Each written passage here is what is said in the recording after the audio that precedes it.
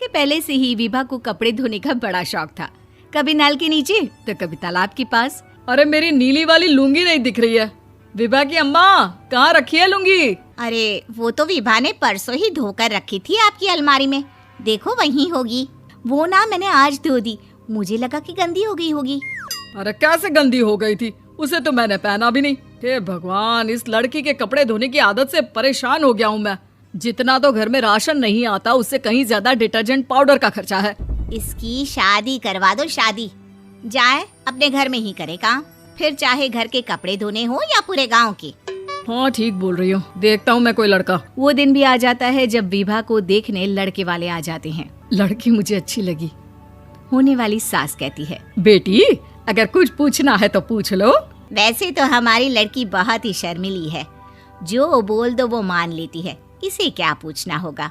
अरे कैसी बात कर रही हो माँ, मुझे इन लोगों के घर रहना है, सवाल तो कई है। हाँ हाँ बेटा, पूछ लो ना, क्या पूछना है। आप लोगों के घर कपड़े कौन धोता है? सास का मुंह बन जाता है। देखो, अगर तुम ये कहना चाहती हो कि तुम्हें कपड़े धोने नहीं आते तो सुन लो, कपड़े मैं ही धोती हूँ, लेकिन तुम्हारे आ जाने के बाद मैं रुमाल तक नहीं धोऊंगी। अरे चुप रहना भाग्यवान, बहू बेचारी घर आई नहीं, उसे डराना शुरू कर दिया। वो क्या है ना बिटिया, अभी तक तो ये कल्लू की माँ ही धोती थी, लेकिन अब तुम्हारे पापा तो दहेज में वॉशिंग मशीन देंगे ही। तभी विभा की माँ बोल पड़ती है, सवाल भी पूछा तो क्या। वैसे भाई साहब, मशीन की तो फिर भी कपड़े धोने की कैपेसिटी होती है, मतलब जो बिटिया दे रहे हैं ना विभा, इसे कपड़े धोने का बहुत शौक है। ये आप लोगों के क्या, आस पड़ोस गांव मोहल्ले सबके कपड़े धो दे और उफ तक ना करे। बाहर देखा नहीं आपने कितने कपड़े सूख रहे हैं, सब हमारी बिटिया ने ही तो धोए हैं। बस भी करो ना माँ, शर्म आ रही इतनी तारीफ सुनकर। और तो और एक दाग निकाल कर दिखाओ तो मान जाओ। हाँ अच्छा, माफ करना बेटा, मैंने गलत समझा, हमें तो रिश्ता बहुत पसंद है। और ऐसे जुड़ जाता है रिश्ता कपड़े धोने का शौक रखने वाली विभा का। उसकी शादी हो जाती है कोयला फैक्ट्री में काम करने वाले कल्लू के साथ। शादी के बाद अचानक विभा चिल्लाती हुई सास के पास आती है। सासू माँ, अरे सासू माँ कहाँ है आप? ये तो धोखा है, धोखा दिया आप लोगों ने मुझे। इसे ससुर के चक्कर के बारे में पता चल गया। अरे तो उसमें तुझे क्यों धोखा मिला है? अरे नल में पानी नहीं आता, कपड़े कैसे कब धुलेंगे? अच्छा, तू पानी नहीं आ रहा उसकी बात कर रही है। तो आपने क्या सोचा? कुछ नहीं। अच्छा, तेरी माँ ने कहा था कि कपड़े धोने का शौक है तुझे, याद आया मुझे। शौक बोलकर कपड़े धोने वाले मेरे जुनून को कम ना आके सासू माँ, कपड़ा धोना मेरा गुरूर है। तभी पति भी वहाँ आ जाता है। अभी मैंने इसे सनी देओल की फिल्म दिखाई है, उसी के डायलॉग मार रही है माँ। अच्छा सुन, साफ बता रही हूँ, पानी सुबह 4 से 6 और शाम को 10 से 12 आता है, समझी? विभा टाइमिंग सुनकर हैरान हो जाती है। ये क्या भूतों का मोहल्ला है? सुबह 4 बजे उठकर कौन कपड़े धोता है? 4 बजे टंकी में पानी जाता है, फिर सारा दिन धोना ना, किसने मना किया? अरे कैसी बात कर रही हैं? 200 लीटर की टंकी में कितने कपड़े धो लूंगी मैं, सुबह ही उठ जाऊंगी मैं। अब क्या था, विभा सुबह 4 से लेकर रात के 12 बजे तक कपड़े ही धोती रहती। एक रोज सास पड़ोस से निकलकर कहीं जा रही होती है कि साथ वाली कहती है, हाँ कल्लू की माँ, जरा ये बताओ कि 2 साड़ी है, 2 ब्लाउज और एक पेटीकोट और एक नाड़े वाला लंबा कच्छा। हाँ तो? अरे तो क्या, कितना लोगी धुलाई ये बताओ। धोबन दिख रहे हैं हम क्या?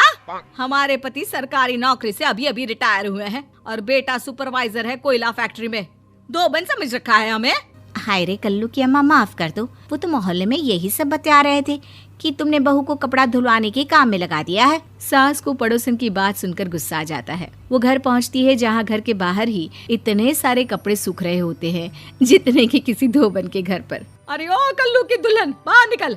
माँ जी यहीं आ जाओ, बाथरूम में चादर धो रहे हैं हम। अरे अभी हम धोते हैं, तुमको बाहर निकलो। ये आस पड़ोस वाले बोल रहे हैं कि हम बहू से कपड़े धुलवा कर उसे कपड़ा धोने वाली बना दिए हैं। अरे छोड़ो ना माँ जी, किन लोगों की बातों में आती हो? आस पास के लोगों का तो काम ही होता है कि वो किसी तरह सास बहू को लड़ा दे। बहू सारे घर के कपड़े धोती है, ये क्या कम है? बोलिए। सास को भी लग जाता है कि वो बहू का ये सनकीपन नहीं छुड़वा सकती, इससे अच्छा है कि खुद ही चुप हो जाए। एक रोज सास और बहू मंदिर जाते हैं, जहाँ सास की साड़ी वहाँ खड़ी भीख मांगने वाली से मिलती है। माँ जी क्या बात है, आपकी साड़ी उस भिखारन से कितनी मिल रही है ना? हाँ हाँ, देखो तो दोनों की साड़ी मिल रही है। क्या बात है कल्लू की अम्मा, तुम खुद को तो अफसर की बीवी बताती हो और ऐसी सिंपल सी प्लेन साड़ी पहनकर घूमती हो। सिंपल और प्लेन नहीं है ये साड़ी। तो क्या सोने के धागे से फूल बने हैं? कुछ भी सासू माँ, कुछ भी। हाँ, बने थे इस साड़ी में सोने के धागे से फूल। मेरे पति लेकर आए थे मद्रास से स्पेशली मेरे लिए 10,000 की। ताहे भाई साहब इस भिखारन के लिए भी सेम टू सेम साड़ी लेकर आए होंगे 10,000 की। सास उस वक्त तो कुछ नहीं कहती, लेकिन बहू के साथ घर आती है और अलमारी से एल्बम निकाल कर लाती है। ये साड़ी देख रही है, ये वही साड़ी है जिसे मैंने अभी पहना था। इस साड़ी में ये जो चमकदार फूल दिख रहे हैं ना, ये सोने के धागों से काढ़े गए हैं। लेकिन तू लोकल वॉशिंग मशीन ब्रश से घिस घिस कर सारे फूलों को निकाल कर साड़ी प्लेन कर दी। मुझे माफ कर दीजिए सासू माँ। और तो और, जब मैंने तुझे तेरी गलती के लिए कुछ नहीं कहा, लेकिन तूने तो सबके सामने मेरा मजाक ही बना दिया। क्यों? बहू को समझ में आ जाता है कि अब से उसका कपड़े धोना बंद। बेटी, एक बार चल के लड़के को देख तो लो। मेरा दावा है कि लड़का तुम्हें बहुत पसंद आएगा। बाला बहुत अच्छा लड़का है। हाँ हाँ बेटी, हम लोग तुम्हारे दुश्मन तो नहीं है। किसी अच्छे लड़के से ही तुम्हारी शादी करवाएंगे ना। आखिर तू हमारी इकलौती बेटी है। अच्छा ठीक है माँ, अब ज्यादा भावुकतापूर्ण शब्दों का इस्तेमाल ना करो। मैं चलने के लिए तैयार हूँ। चलो फिर, बिना देर के हम सब चलते हैं। सभी बाला के घर पहुंचते हैं। अरे क्या बात है बहन जी, अभी तक आपका बेटा नहीं आया? जी बस आता ही होगा। तभी वहाँ बाला आता है। लो जी, आ गया मेरा बेटा। ये लोग तुझे देखने आए हैं और ये इनकी बेटी नम्रता है। बाला के सर पर बिल्कुल बाल नहीं होते। ये देख नम्रता और उसके परिवार वालों की आंखें फटी की फटी रह जाती है। ये तो टकला है। हे भगवान, माँ पिताजी, आप दोनों एक टकले से मेरी शादी करवाने वाले थे। अरे ये तो पूरा उजड़ा चमन है। देखो बेटी, इस तरह किसी का मजाक उड़ाना गलत है। किसी के बारे में इस तरह की बातें नहीं करते। बालों का क्या है, वो तो आते जाते रहते हैं। लड़का टकला है तो क्या हुआ, इंजीनियर है, अच्छा खासा कमाता है। आप चुप रहिए जी। इसकी तरफदारी इसलिए कर रहे हैं क्योंकि आपके भी सर पर बाल नहीं है। मैंने तो आपसे शादी कर ली, मगर मैं अपनी बेटी की शादी एक टकले से बिल्कुल नहीं करवाऊंगी। अरे ये क्या, कब से आप लोगों ने टकला टकला लगा रखा है? और माफ करना, तुम भी कोई हूर की परी नहीं हो। तुम लोग मेरे घर में आकर मेरी ही बेइज्जती कर रहे हो। निकल जाओ यहाँ से। हाँ हाँ, तो जा रहे हैं ना, हमें भी यहाँ रुकने का कोई शौक नहीं है। नम्रता और उसके परिवार वाले उठकर वहाँ से जाने लगते हैं। तभी नम्रता का छोटा भाई जाते जाते कहता है, टकला, तेरा बाप टकला। और इस तरह बाला का रिश्ता टूट जाता है।